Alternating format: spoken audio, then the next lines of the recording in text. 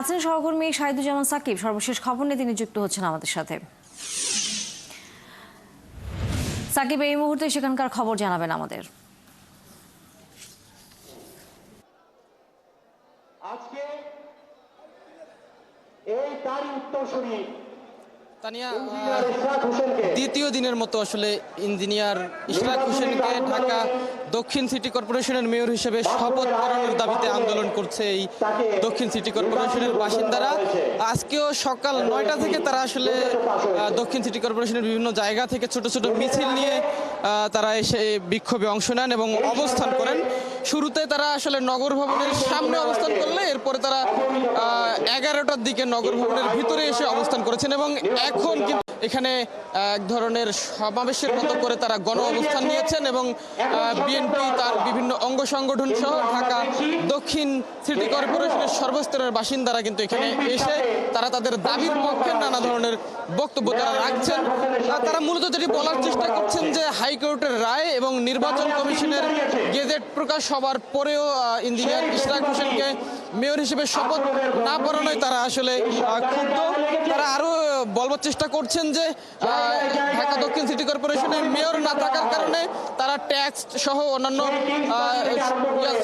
Tax দেওয়ার পরেও কিন্তু তাদের যে সুযোগ সুবিধাগুলো সেটি তারা পাচ্ছেন না এবং দেখা যাচ্ছে যে ঢাকা দক্ষিণ সিটি কর্পোরেশন বিভিন্ন জায়গায় ময়লা সহ অন্যান্য যে অব্যবস্থাপনা সেগুলোর কথাও কিন্তু তারা আসলে তাদের বক্তব্যে তুলে ধরছেন। এখানে বিক্ষোভকারী আন্দোলনকারী যারা আছেন তাদের সঙ্গে একটু কথা বলতে চাই।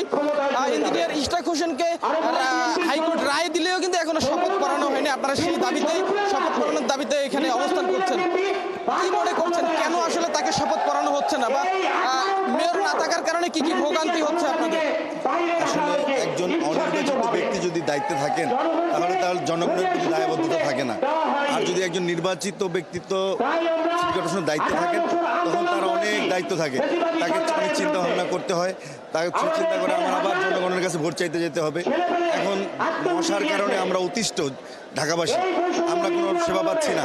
পানি জলাবদ্ধতা এমনভাবে হচ্ছে, সামান্য বৃষ্টি হলেই দেখা যায় যে রাস্তাঘাট ডুবে যায়। আমরা কার কাছে যাব? একজন নির্বাচিত প্রতিনিধি থাকলে আমরা তার কাছে গিয়ে বলতে পারতাম, দেখা যেত যে আমাদের সমস্যার সমাধান হতো। রাস্তাঘাট আজকে ভেঙে চুরে একেবারে নষ্ট হয়ে গেছে, চলাফেরার মতো কোনো উপযুক্ত রাস্তাঘাট নেই, এমনকি দেখা গেছে যে গাড়ি চলার মতো উপযুক্ততা নেই। আর আসলে ভোগান্তির কথাগুলোই তিনি বলছিলেন যে আসলে রাস্তাঘাট সহ অন্যান্য যে ড্রেনেজ ব্যবস্থাপনাগুলো রয়েছে সব জায়গার অব্যবস্থাপনার কথা তিনি তুলে ধরছিলেন এবং তিনি বলছিলেন যে একজন নির্বাচিত প্রতিনিধি যদি মেয়র হিসেবে থাকেন তাহলে আসলে তাদের যে জনদাবি যে দাবিগুলো তারা মেয়রের কাছে গিয়ে বলতে পারেন এবং এই সমস্যাগুলো বর্তমানে যা রয়েছে সেগুলো থাকতো না বলে তারা আসলে মনে করছেন। এখন পর্যন্ত এই গণ অবস্থান চলছে, কতক্ষণ পর্যন্ত এই গণ অবস্থান থাকবে কিংবা ইঞ্জিনিয়ার ইশরাক হোসেনকে মেয়র হিসেবে শপথ পড়ানো হবে কিনা, কি সিদ্ধান্ত হয় সর্বশেষ অন্য কোনো বুলেটিন হয়তো জানাতে পারবো আপনাদেরকে। ধন্যবাদ শাহিদুজ্জামান সাকিব। নিশ্চয়ই আমরা ফিরবো তখন আপনার কাছে।